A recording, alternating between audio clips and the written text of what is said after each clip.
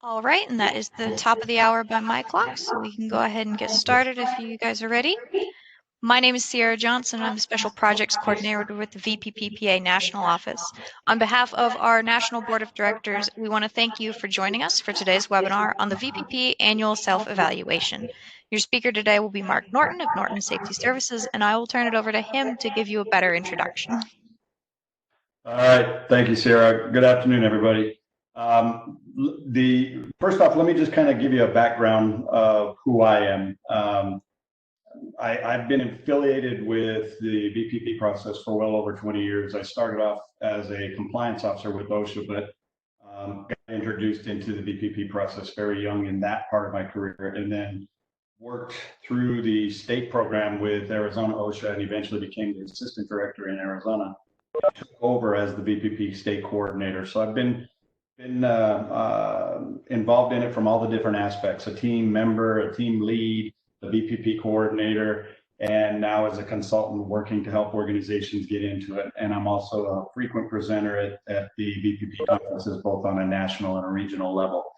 So the goal here today is to kind of talk, and I know we're running up against the deadline, but to kind of talk about the self-evaluation process, to talk a little bit about some of the things you may have concerns about. And it's my understanding at the end of this, there'll be a mechanism wherein you can type in your questions and those will come through me. And then where I can, I'll try to help those of you that have questions and identify either where to find the answers or give you an answer myself. So with that, let me just kind of give you an overview of some of the objectives I have. I want to give you a better understanding of the value and the purpose of the annual evaluation, both from your perspective as an organization, but also from the perspective of OSHA, why they're looking at this, why it's important that we do this. I have to tell you, too, that when I first started in this years ago as the VPP coordinator, it was not uncommon for job site or for member sites to submit a single page annual report. And that really consisted of nothing more than their numbers, just telling me that their injury rates came down or went up. And we worked to require a little bit more in-depth information in these reports. But in the early years, there was a real misconception about what these annual submissions were supposed to contain. I want to clarify the expectations with respect to the evaluation and the submission, and then help you identify maybe areas that you may have overlooked, or breakdowns in the submission that you may have already prepared, since we are so close to the deadline.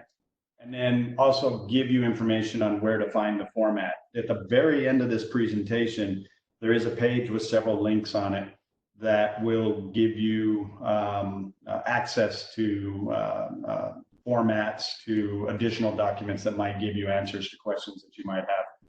So that's all designed to help put this information together. And then we're going to talk a little bit about what needs to be covered. There's a distinct format that OSHA is looking for now. And keep in mind that for the purpose of this discussion, I am talking specifically about the federal OSHA requirements. If you are from a state that has a state plan OSHA program, then by all means, make sure that you check with your state plan VPP representatives to determine if they want anything different from what the expectation is on a federal level in terms of formatting or even in terms of information. Obviously, different states are going to have possibly have different requirements. For example, I live in Arizona. I will tell you that the Arizona program, for the most part, has very similar requirements, but the administration within the state program has from time to time made some subtle changes to it, and that just has to be broken out in your submission as well. So make sure you check with them if you haven't, especially those of you that this is the first time you're submitting your annual report to OSHA. You want to make sure that you just don't have anything that you missed or that you forgot. And then we'll talk about how the information can be used, again, by you internally, but also by OSHA, which is very important because eventually they're going to be back in your sites. And I want to talk about how this information from your reports will tie into those reauthorization, or some people call them recertification visits, whether it's on a 3-year or 5-year cycle. You need to understand how this information is going to be used in that process as well. So the self-evaluation, first and foremost, is not a compliance audit. All right.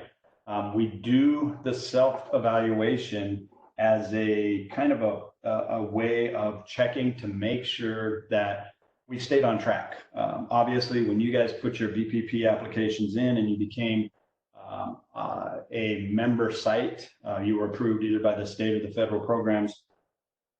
You did a lot of work to get to that point. And one of the things, obviously, that they're trying to do is make sure that we don't go in a different direction from the standpoint of possibly overlooking things or letting things kind of get complacent in some areas. So the self-evaluation kind of acts as a check on you as well to make sure that you're measuring the same things, you're looking at the same things when we get to year's end. All right. So it's not a compliance audit. It's really about looking at your continuous improvement, making sure that the philosophy hasn't changed or the approach hasn't changed within your organizations. Some of you may have had significant changes since you first got into this, or even within the last year.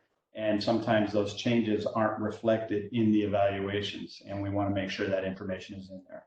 So it's also part of the assurances. When you initially applied to the VPP program, there was an assurance that went along with that that says, as part of this recognition process or this VPP process, we will assure that on the 15th of February, we will submit our annual self-evaluations to either federal or state OSHA as part of the process. So this is really them holding you accountable and looking at whether or not that continuous improvement element, which is important to the VPP process, has actually been maintained.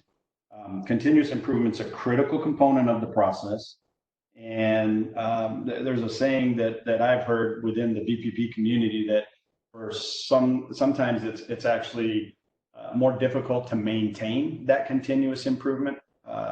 Especially those of you that maybe have been doing this for a long time. One of the questions that comes up is, how do we keep it fresh? How do we keep it going?